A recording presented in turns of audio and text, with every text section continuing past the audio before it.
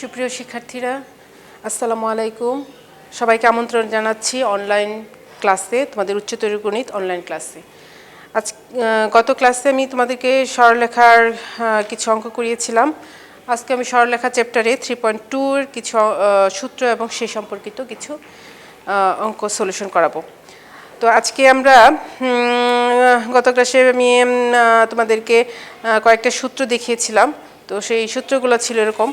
আমাদের বিভক্তিকরণ সূত্র দেখো 3.2 সরলরেখা 3.2 এর চ্যাপ্টারে বিভক্তিকরণ সূত্র।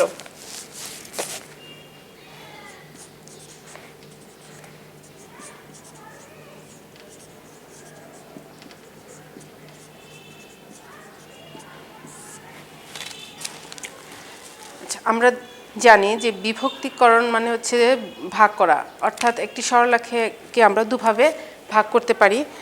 একটি হচ্ছে অন্তর্বিভক্তিভাবে, আরেকটা হচ্ছে বহির্বিভক্তিকরণের মাধ্যমে।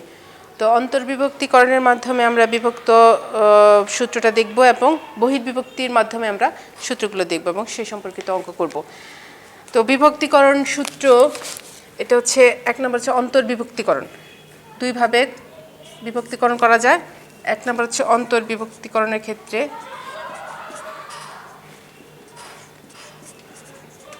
দুই নম্বর হচ্ছে বহির্বিভক্তি।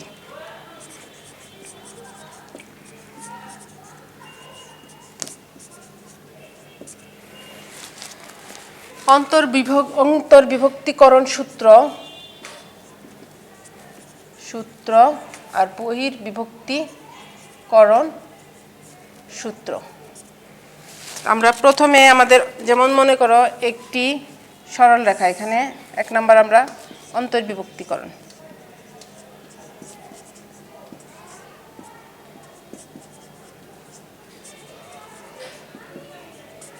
সূত্র।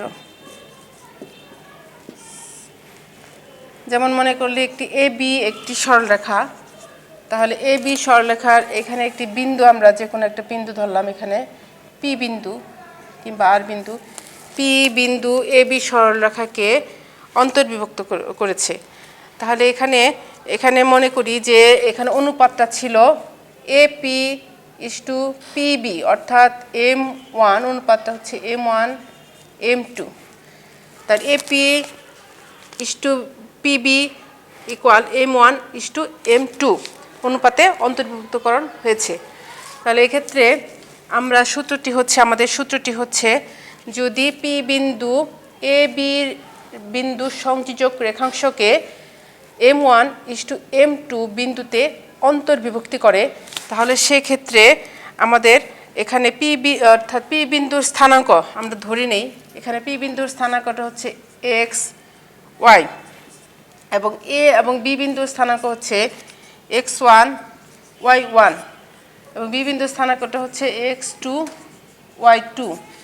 সেক্ষেত্রে আমাদের সূত্রটি হবে, অর্থাৎ পি বিন্দুর স্থানাঙ্ক হবে x equal M1 x2 plus M2 x1 by M1 plus M2 এবং y বিন্দুর স্থানাঙ্ক হচ্ছে M1 y2 plus M2 y1 by M1 plus M2। অর্থাৎ আমাদেরকে পি বিন্দুর স্থানাঙ্ক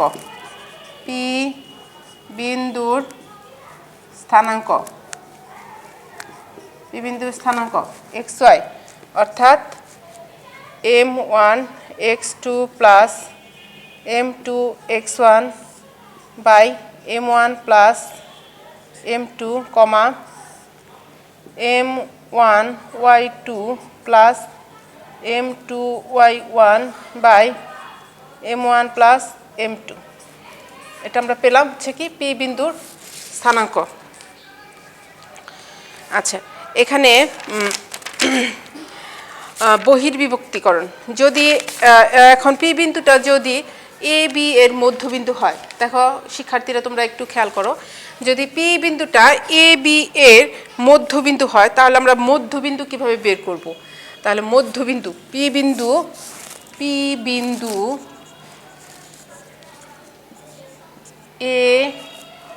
এ মানে কি x1 y1 x1 y1 P বিন্দু এ ও বি x2 y2 বি বিন্দুর মধ্যবিন্দু হলে তাহলে সেক্ষেত্রে আমাদের মধ্যবিন্দুর স্থানাঙ্ক কি হবে? মধ্যবিন্দুর স্থানাঙ্ক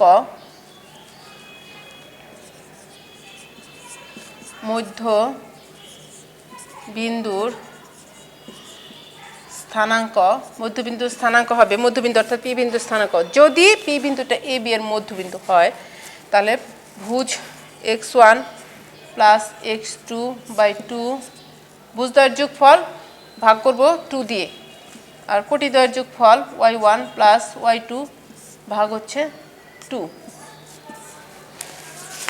এটা হচ্ছে পি বিন্দুর স্থানাঙ্ক অর্থাৎ মধ্যবিন্দুর স্থানাঙ্ক, দুটা বিন্দুর মধ্যবিন্দুর স্থানাঙ্ক। এবার আসি আমরা সেকেন্ড বিভক্তিকরণ সূত্র অর্থাৎ বহির বিভক্তিকরণ সূত্র। 2 নাম্বার হচ্ছে বহির বিভক্তিকরণ সূত্র।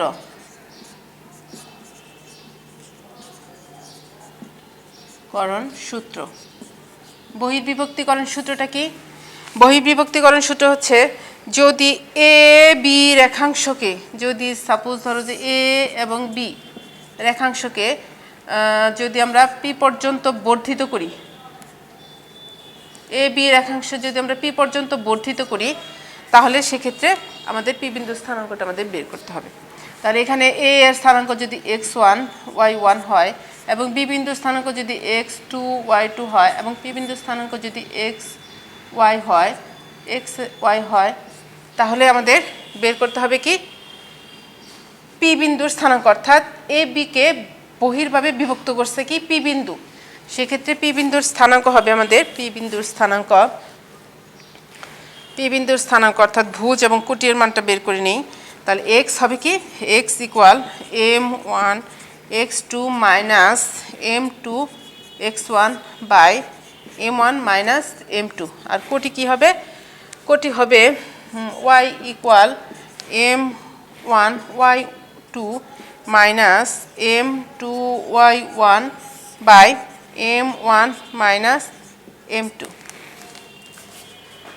তাহলে এক্ষেত্রে আমাদের পি বিন্দুর স্থানাঙ্ক হবে পি বিন্দুর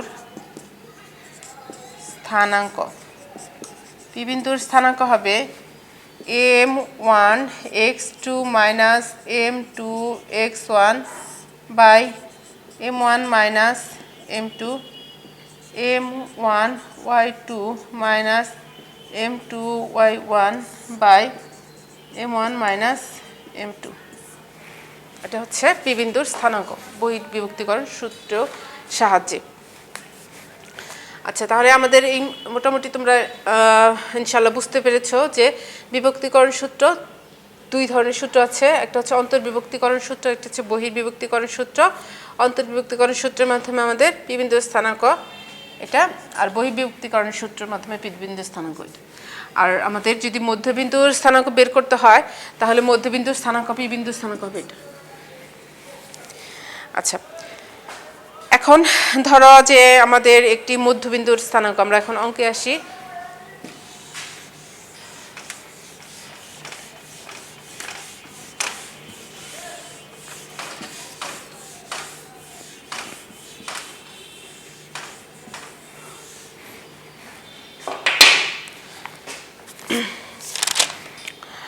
এখন যদি আমাদেরকে মধ্যবিন্দু বের করতে বলা হয় যে 9, দেখো এখানে 9, 12 ও 7, 8 এত বিন্দু দ্বয়ের, তো বিন্দু দ্বয়ের সংযোগ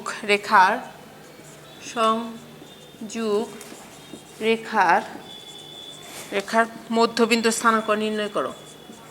মধ্যবিন্দুর স্থানাঙ্ক নির্ণয় করো।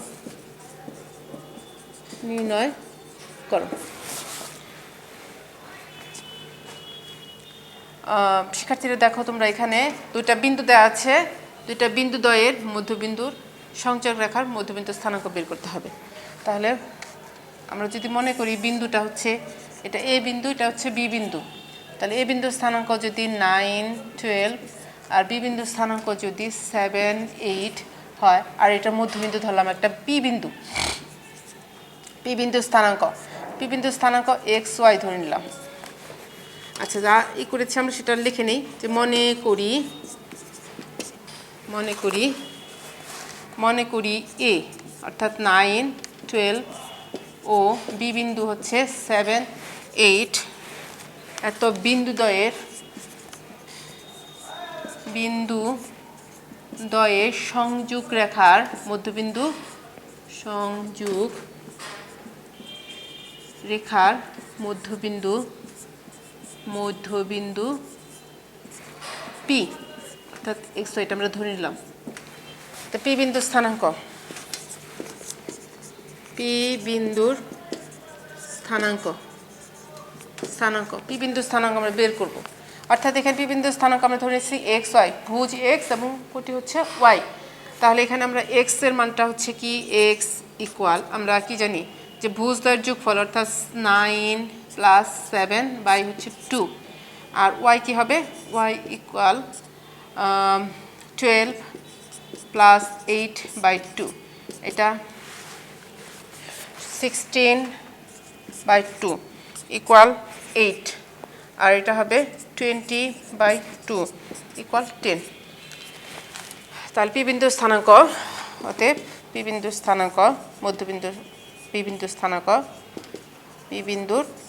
স্থানাঙ্ক কত হবে 8, 10, এটাই অ্যান্সার।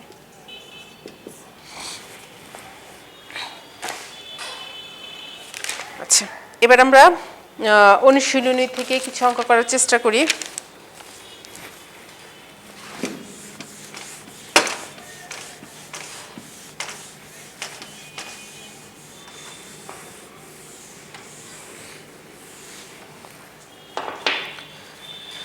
দেখো এখানে 3.2 সরলরেখা চ্যাপ্টারে তোমাদের 1 নম্বরে যে এটা দেওয়া আছে যে বিন্দু 1, 4 এবং 9, -12 বিন্দুদ্বয় সংযোগ রেখাংশকে 5:3 অনুপাতে অন্তর্ভুক্ত করে তার স্থানাঙ্ক নির্ণয় করো।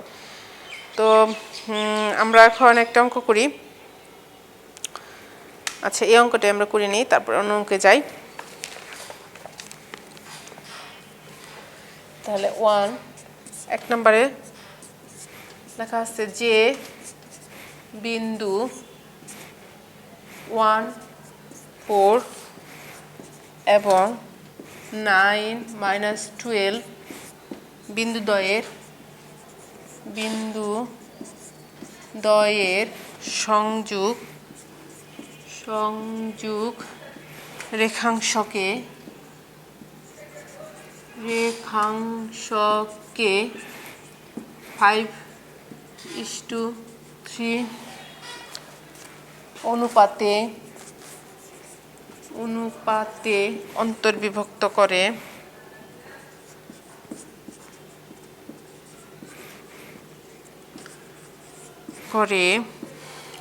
অনুপাতে অন্তর্বিভক্ত করে তার স্থানাঙ্ক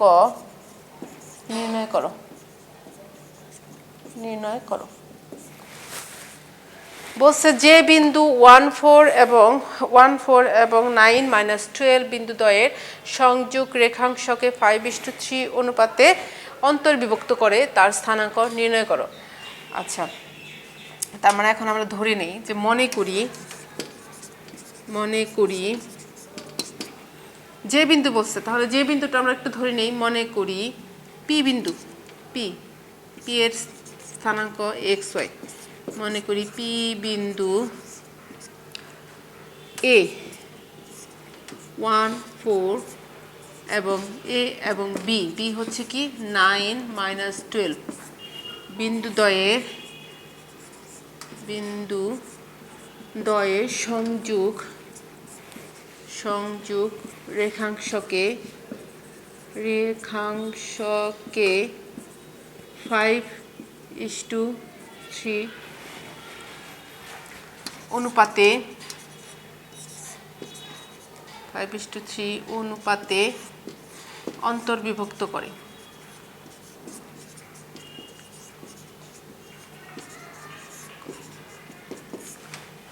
আচ্ছা, তার মানে হচ্ছে এটা হচ্ছে A B Rekha, A B, আর এর স্থানাঙ্ক হচ্ছে 1 4 এবং বি বিন্দুর স্থানাঙ্ক হচ্ছে 9 - 12। মনে করি পি বিন্দু হচ্ছে কি 5:3 অনুপাতে অন্তর্ভুক্ত করছে, তাহলে 5:3 অনুপাতে পি বিন্দু স্থানাঙ্ক হচ্ছে এক্স ওয়াই, এটা অনুপাত হচ্ছে 5, এটা হচ্ছে 3, 5:3 অনুপাতে অন্তর্ভুক্ত করছে।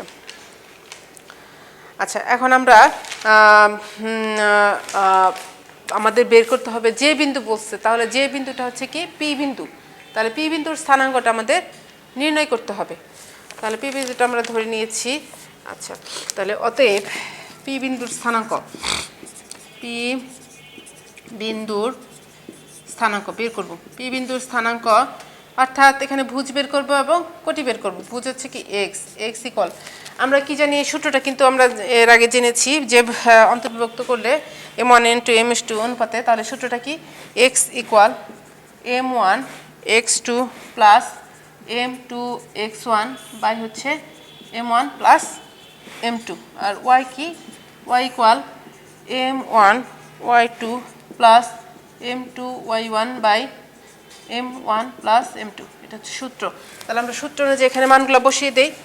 এখানে m1 কি, m1 হচ্ছে কি 5, এখানে m1 ইকুয়াল 5, আর m2 কি, m2 হচ্ছে 3। তাহলে এখানে আমরা বসিয়ে দিই। তাহলে পি বিন্দুর স্থানাঙ্ক আমাদের এখানে দেখো, পি বিন্দুর স্থানাঙ্ক আমাদের m1, পি বিন্দুর স্থানাঙ্ক আমরা পরিবর্তে x অর্থাৎ ভুজের মান বের করব m1 x2, m1 হচ্ছে কত 5 ইন্টু x2 হচ্ছে কত 9 প্লাস, এখন আমাদের কি m2 হচ্ছে কত 3 ইন্টু x1 হচ্ছে কত 1, x1 হচ্ছে 1, এই 1, তারপর আমরা লিখলাম, তারপর হচ্ছে কি m1 প্লাস m2 অর্থাৎ 5 plus 3 equal 45 plus 3 by 8, 48 by 8, অর্থাৎ এখানে 6 আমাদের কত আসে 6 ইকুয়াল 6। এরপর আমরা কোটির মানটা বের করব। দেখো আমরা সূত্রে বসিয়ে দিয়েছি, এখানে x এর মান আসছে 6, এবার y এর মান কোটি, y সূত্র অনুযায়ী আমাদের কত m1 অর্থাৎ 5 ইন্টু y2 কত, y2 হচ্ছে -12 প্লাস m2 হচ্ছে 3 ইন্টু y1 কত 4 বাই m1 প্লাস m2 অর্থাৎ 5 plus 3 equal 60, 60 minus 60 plus 12 8 equal 48, minus 48 by 8 equal -6, অর্থাৎ কোটি হচ্ছে কত -6। তাহলে আমরা লিখতে পারি এখানে অতএব পি বিন্দুর স্থানাঙ্ক, পি বিন্দুর স্থানাঙ্ক কত আসে, ভুজ হচ্ছে 6 পেলাম আর কোটি হচ্ছে -6, এটা অ্যান্সার।